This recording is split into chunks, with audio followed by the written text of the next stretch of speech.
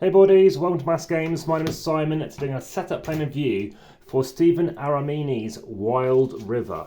Now, I said Wild River, it's also called River Wild, or River Wild is how it's called. However, there's another game called River Mild. Now this particular game, it is by Button Shy Games. This is an 18 card game as with all the other games. Others are coming in the series too. And this is a game whereby you will notice it takes a bit more space than other games. You may have seen my videos over on Instagram or photos over there too, and over on BGG about actually how much space it takes up on a plain table tray. Maybe that's just how I fly, but it's a bit too limiting for my space. However, in this particular game, it's a solo game, it's 50 minutes to play, and it's ages 8 plus. You're going to take a scoring card, it's taking a score up at the end of the game, try and get the best points you can. You're going to start off with a starting location. As you can see, the double-sided, it's mirrored, and we happen to start at the top of this river. You're going to draw yourself a hand of 3 cards, and then what you're going to do is try and extend that river. You may well end up playing all your cards, you may not. But you're going to draw 3 cards like so. You're going to play one of them. You're going to play it either directly below this river. You could do this if you wanted to. Or instead, you can choose to do here. As you've already seen, we are looking to get our best score possible. And once you've played this card, you're then going to draw another card, and then you're going to go again. So we can have a quick look and see what else we might want to play. I've deliberately not zoomed in or out, so we've maintained higher quality of the image. But what we're going to do now is choose what to play next. For now, let's just play here. Can you play this? Well, in a way, no. Why is that? Because we are not extending this river necessarily. But we could do this. We could, again, this piece, if we flipped it over, suddenly it is fine. As you'll notice, we're now starting to make some islands. These are called protected lands.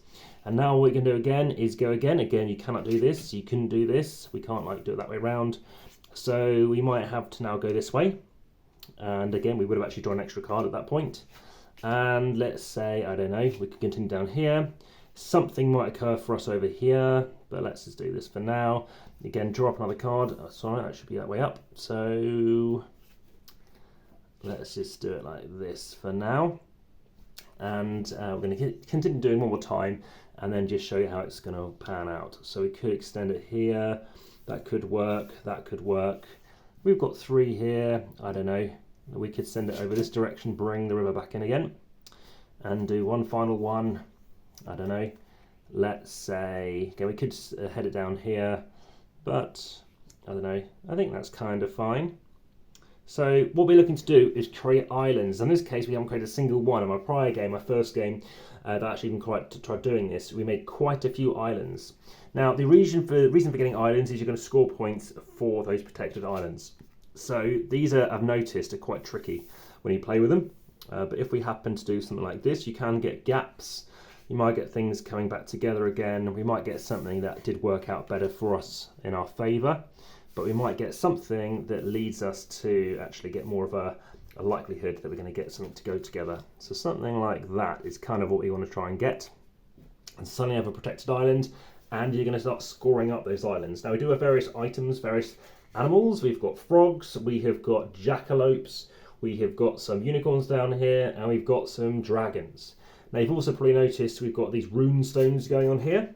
Those basically allow you to get an extra point, basically they're animal spirits. And these rune stones grant animal spirits to its card, and each protected land that the card is part of gains 1 animal of your choice of scoring. So here's how scoring is going to work. Each bit basically gives you a detail on here. So if there's any 5 types of animals, obviously for the largest of your various land types, your various protected lands. And again, if you have various ones out there, that is how you're going to score. Of all of the Button Shy games so far, I haven't liked this one too much. I mean, I would say it's slightly above average for me. So my average rating being a 6.4. However, this one, like I said, takes a bit too much space. I think, as you may have noticed, how I've played the things out, I didn't like it too much. It might be that the River Mild is preferred, but so far I haven't liked it that much. Maybe it's because it's not because it's a solo game necessarily, but it could well be because of that. I know it very much is targeted for that audience. You might find this my sleeving playlist, my solo playthrough, or solo playing games, obviously for my Amass games, and also family weight, amongst all other things such as how to set up playing a view, and maybe the micro game playlist as well. Nice artwork. I like this kind of pink effect. It reminds me of, I think, Turbo Drift, which is also coming to the channel. And it's interesting. Like I said, I like the way that you're flowing. It's very cathartic. But for me, trying to tot up and score things, playing with what you have. It wasn't as great as I hoped it would be, but do let me know, comments are best on YouTube. And of course, like, subscribe and hit the notification bell for further Button 5 videos coming, which has at least 7 on their way. So 7 different games. Yeah, please let me know your thoughts. And for now, back to the table.